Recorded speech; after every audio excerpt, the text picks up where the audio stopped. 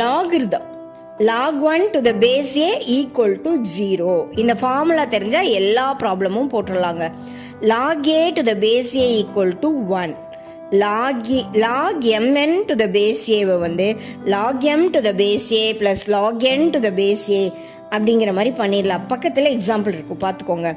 log m by n to the base a வந்து log m to the base a minus log n to the base a.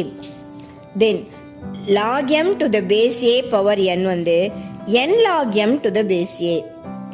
log m to the base a வை என்ன எழுதலாம்? 1 by log a base m மாற்றிடலாம். 1 by பண்ணும்போது பேஸையும் அந்த எம்மையும் மாற்றிடலாம்.